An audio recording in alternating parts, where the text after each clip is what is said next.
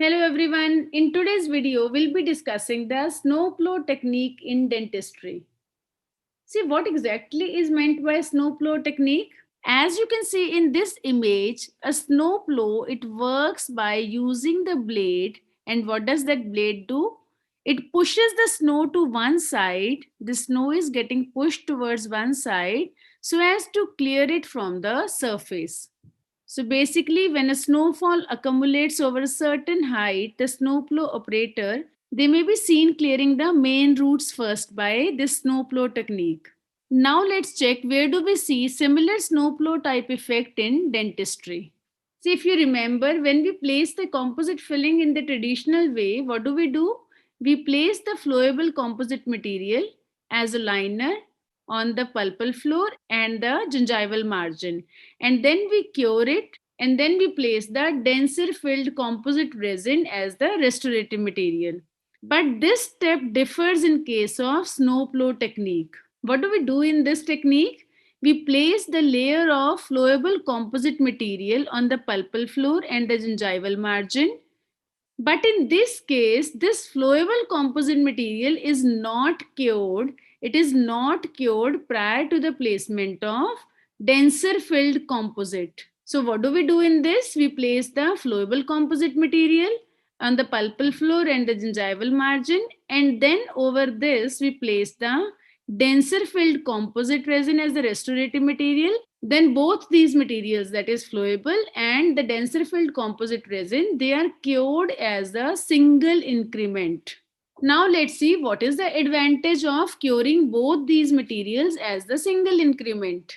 See, when we are placing the flowable material on the pulpal floor and the gingival margin, and over that we are placing the denser composite material, what will happen?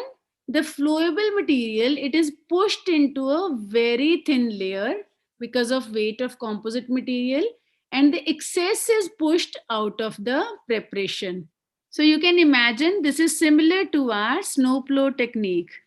Now let's see what advantages does this technique offer us.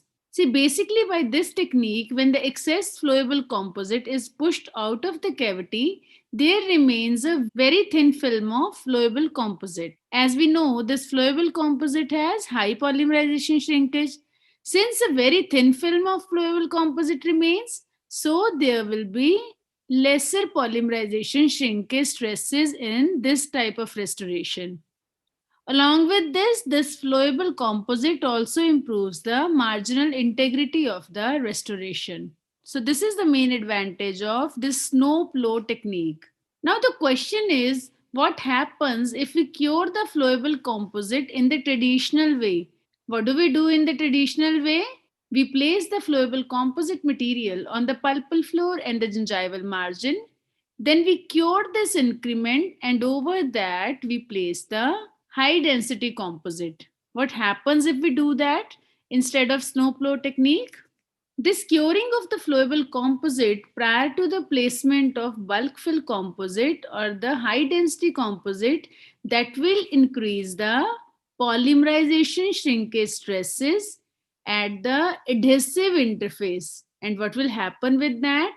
This will lead to adhesive failure due to polymerization shrinkage stresses. So this is the main difference which occurs when we cure the flowable composite in traditional way or by the snowplow technique. In NDB Canada exam, that is AFK exam, which was held in October 2021, the question came based on this technique. I hope this snowplow technique is clear to you. Kindly subscribe my channel for more such videos. Thanks for watching. Goodbye and take care.